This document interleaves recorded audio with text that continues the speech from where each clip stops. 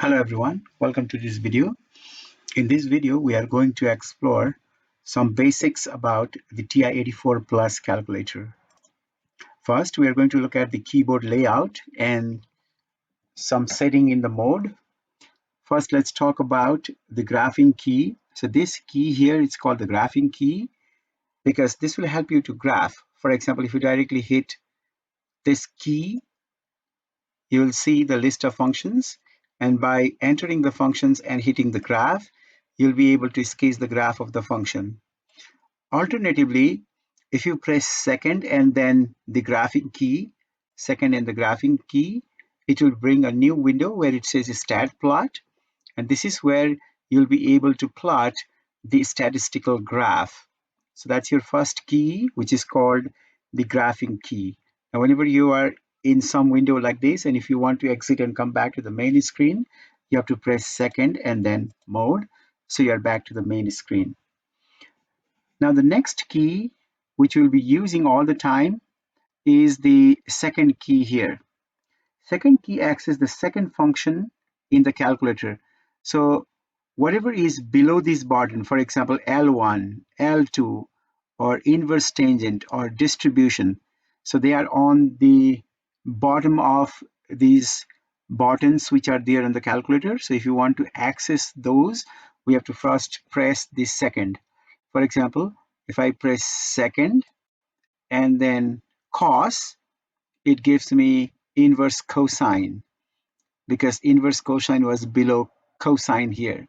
So that is the function of, or that is the use of this second key, which is very important for you to know. Next one is the alpha key here. Alpha key accesses the third function of the calculator. So for example, if I say here in this table or in this tab here, you have the first functions, which is y equal to window, zoom, trace, and graph. And the second function are stat, table, format, calculate, and then this is stat plot, and there is a table.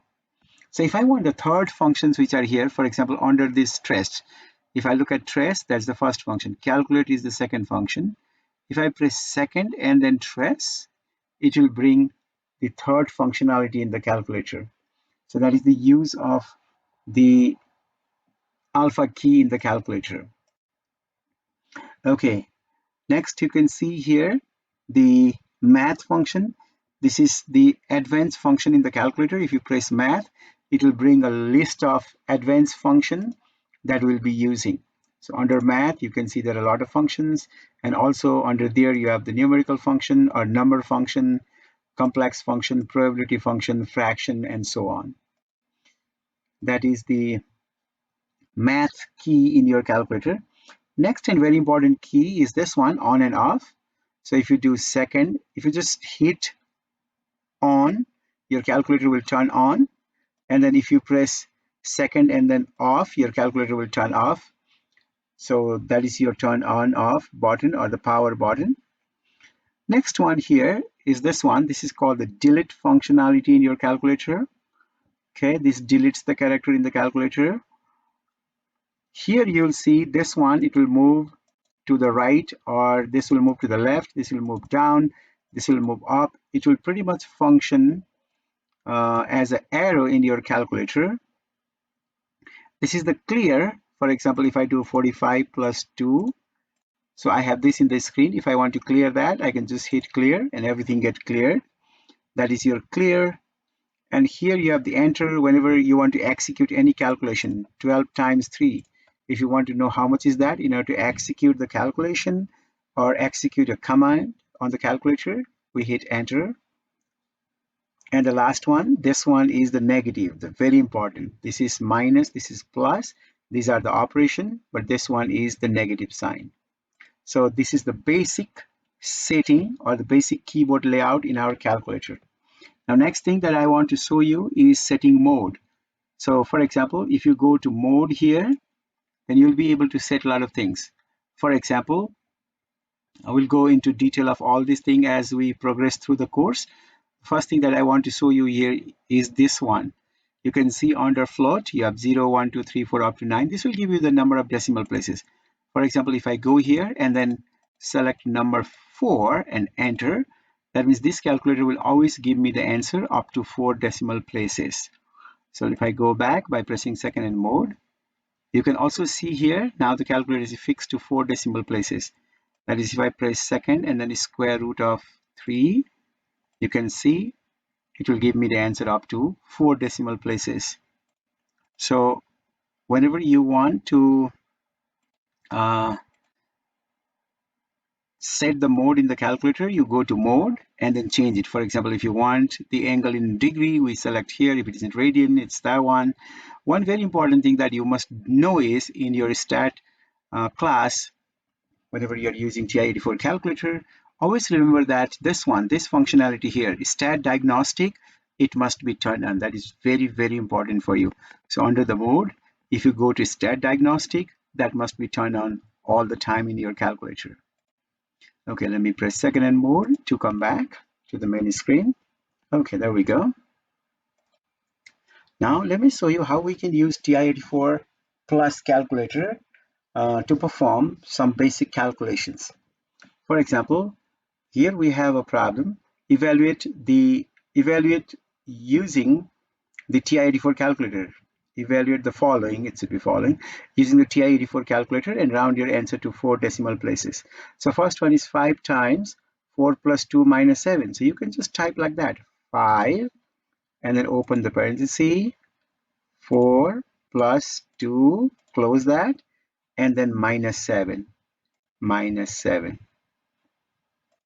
Okay, and then in order to get the result, hit enter. So that's the result. 23 is the result. My calculator is fixed to 4 decimal places. That's why it is giving me answer up to 4 decimal places. Next one, we have 12 minus 3.5 in the numerator divided by 6.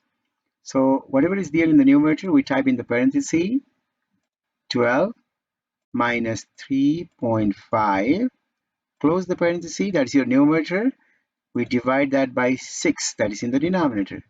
Hit enter to execute. That's your result, 1.4167. It's quite easy. Now for C, in the numerator you have 5 minus 4.3, and in the denominator we have 3 over the square root of 20. So first we type the numerator inside the parenthesis, 5 minus 4.3. We close that and we use the divide sign for the fraction bar. Then in the denominator, so in the denominator we just don't have a number, so we have a little more than that, so we put a parenthesis over there. Then in the denominator we have 3 over the square root. In order to get the square root, you have to press second and this one, second and the square, because under this square is a square root and 20 is there. Now move your cursor outside this square root and close the parenthesis. So you can see this is your numerator, that is the fraction bar, this is the denominator. Hit enter to execute. That is your result, 1.0435. I set the calculator to 4 decimal places. I'm getting all result in 4 decimal places. Now D. So in D we have this fraction and then plus 5. So first we are going to take care of this fraction. So we are going to type everything like that because it is already in the form of a fraction with properly and closing a parenthesis for the numerator there. So first we have a negative 4. This is your negative sign. So negative 4, parenthesis begin. You have 8 minus 2 squared minus 2 squared. Close the parenthesis. Close the parenthesis. Then divide by. This is divided by square root of 4. If you press second and this is square, that is the square root of 4. Take the cursor out. Then after that we have plus 5. So this is your result, negative 3. So when you simplify this, we get negative 3. I got negative 3.000 because my calculator is fixed to 4 decimal places.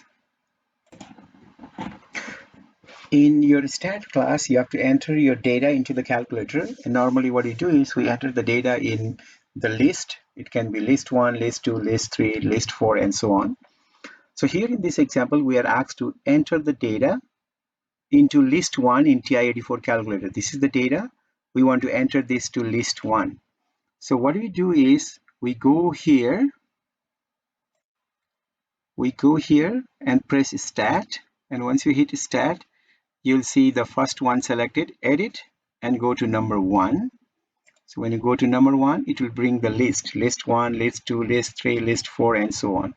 So we are going to enter the data here. So first we have a 3, so we press 3. See, it is under, we are entering here. This is selected, and enter. That is your 3. Then we have a 6, enter. It is entered there. Then we have -5, enter there. Then you have a 0 and enter. So it is entered there. You have a 3 and enter. It's entered there. 3. Then you have a 7 and then hit enter. So we are in the 7th line here.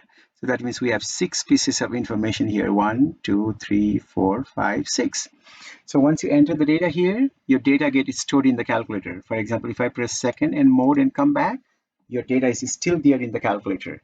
You can always go back and check. If you go to stat and then repeat the process, under edit, go to number 1, you'll see the data there. Now, if you want to remove this data, how we can do that? Because our question is also to demonstrate how we can clear the data from list 1. It can be from list 2 or list 3 and so on. What you have to do is you have to use this up arrow and then select this L1. If you go there, you can see the up arrow, L1 is selected. Now, clear that. Now you can see here L1 is cleared. Although it says cleared here, nothing you can see. You'll still see the data there. All you have to do is enter and you'll see that it is cleared. If you want to enter the data in L2, see here L1 is highlighted. You can enter here, but if you go here like that using the right arrow, now you're entering the data in L2. If you want to come back, you'll use this functionality. So that's how we can enter the data in our TI-84 calculator. Because entering the data in TI-84 calculator is very, very important in our introductory statistics course. Next example, using TI-84 plus calculator for transforming the data. For example, the daily minimum temperature in degree Fahrenheit for a week in certain city are given here. So these are the temperature in degree Fahrenheit. We have to convert this temperature to degree Celsius. We have to find them in degree Celsius. And formula for converting them is degree Celsius equal to a Fahrenheit temperature minus 32. And we have to multiply that result by 5/9. But how we can do this quickly using TI-84 calculator? So for that, what you have to do is you have to enter this data under list 1. So we go to stat and under the edit, number 1.